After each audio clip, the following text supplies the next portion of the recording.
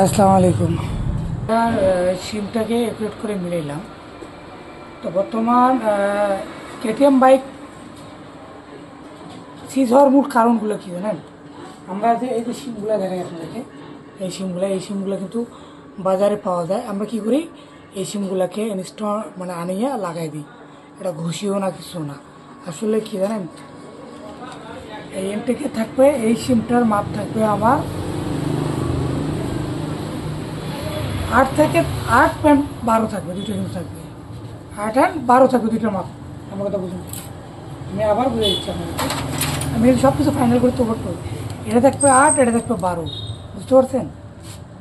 15 সূত্র 13 বা সূত্র দুটো মাপ রাখবেন। কিন্তু যদি আপনারা কখনো দেখা গেল আমি এই সিমগুলোকে যখন লাগাই দিব, এটাতে ইনটেকে বা দেখছে দুটো যে কোনো একসাথে লাগাই দিই, তাহলে আমার দেখা যায় ক্ষেত্রটা কেমন দাঁড়ায়, ভাল্ব ক্লিয়ারেন্স থাকার পরে ভাল্ব করে থাকে গ্যাপ। আপনি যখন এদিক দিয়ে তেল ঢাল দিচ্ছেন বা শুষ্ক এদিকে বেড়ে যাচ্ছে, তাহলে আপনি কীভাবে বুঝতে পারতেছেন?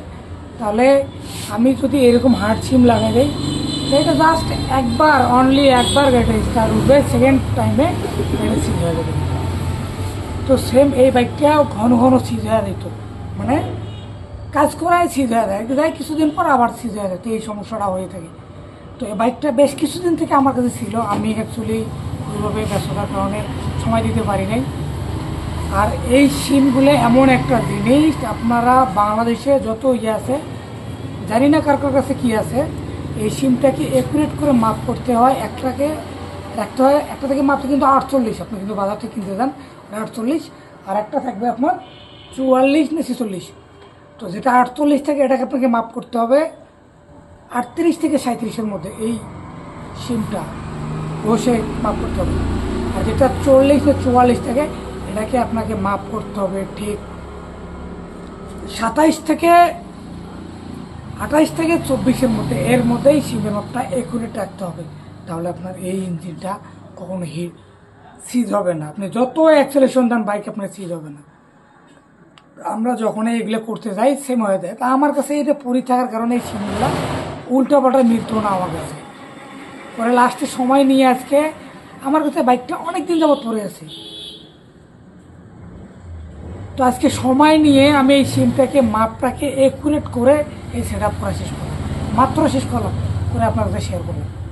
তো যাদের বাইকের এই সমস্যাগুলা, তারা ভাই সিমটাকে ক্লিয়ারভাবে মেপে তারপরে কাজটা করে নেবেন। আশা করতেছি এই কেটিএমের ইঞ্জিন কিন্তু হিটিং ইস্যু অ্যান্ড বাইকটা একটা থাকে, সেটা হলো আপনার বাইকটা বন্ধ হয়, সিজ হয়। এই সমস্যাগুলো কিন্তু হয়, এগুলো আর কোনোদিন হবে না। তো আজকে আমাদের কাজ এই পর্যন্ত শেষ। এখন আমরা শুধু এটাকে উঠাবো, স্টার্ট করে বাকিটা আপনাদের কাছে শেয়ার করবো। তো সবাই ভালো থাকবেন, আল্লাহ হাফেজ।